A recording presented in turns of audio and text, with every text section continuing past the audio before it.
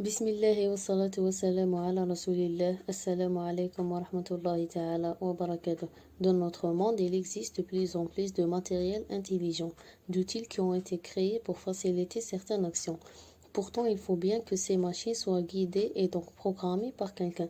Mais comment fait-on pour contrôler une machine? Enfin, plus précisément, comment fait-on pour créer un programme qui lui va guider la machine?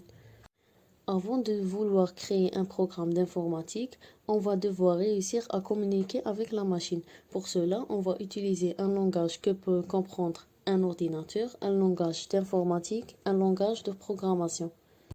Tout d'abord, derrière chaque interface d'un site web, d'une application ou d'un jeu vidéo se cache du code. Ces lignes paraissent à vos yeux du code incompréhensible. Laissez-moi vous expliquer un peu c'est quoi un langage de programmation. L'ordinateur ne manipule que des nombres binaires, souvent représentés par des 0 et des 1.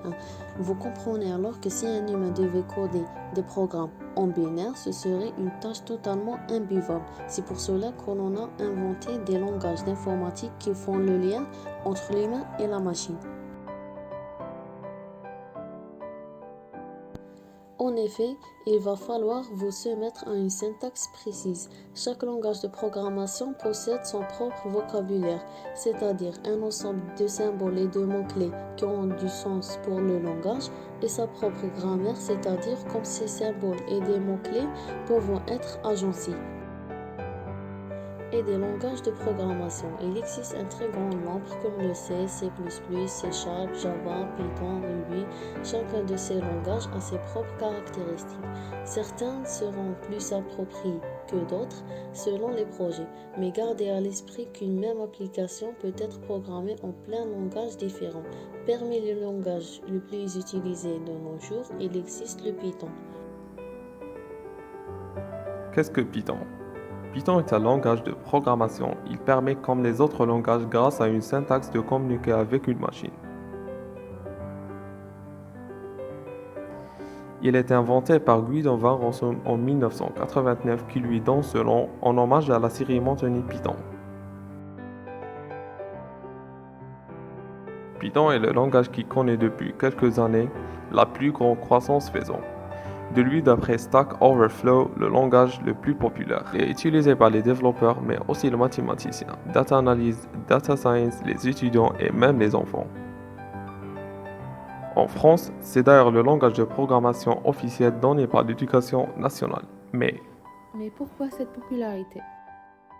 Tout d'abord, Python est très facile à apprendre. C'est un langage des 8 levels, donc on n'a pas besoin de préciser les espaces mémoire et d'autres. Lorsqu'on écrit du Python, la syntaxe est très facile et simple. Elle se rapproche beaucoup de la langue humaine. Par exemple, si l'on souhaite ne garder que les 2 premières lettres du mot hello, voici la différence du code en Java. Voici comment l'écrire en Python, c'est facile. Dernier exemple. Alors voici comment afficher un hello world en Java. Voilà maintenant comment on peut afficher en Python. Vous l'aurez compris, il est très agréable à lire et aussi parfait pour apprendre. Mais ce n'est pas tout. Python est aussi une cross-plateforme que vous saurez utiliser sur Linux, Mac, Windows ou même sur un système embarqué. Python sera utilisable. Python est open source. Tout est gratuit et ses librairies sont très grandes avec un gros écosystème de ses 20 ans d'existence. Il a une très grosse communauté de nombreux développeurs qui s'entraident entre eux. Que peut-on faire avec? Python est utilisé dans de nombreuses disciplines. C'est l'une de ses plus grands points de force. Donc vous pouvez presque faire tout avec la data analyse et des tests à lien avec des librairies Pandanube, Matplotlib, de l'intelligence artificielle. L'automatisation et l'écriture des scripts pour par exemple automatiser des tâches précises comme modifier des fichiers Excel, des applications web et des applications avec des frameworks comme Django par exemple, des jeux vidéo grâce à des librairies comme Pgame, des applications bureau, des tests ou même encore du hacking. Et du big data avec Hadoop ou Spark. Et toutes ces disciplines, bien sûr, offrent de nombreuses carrières et des opportunités. Les plus grandes entreprises du monde utilisent Python.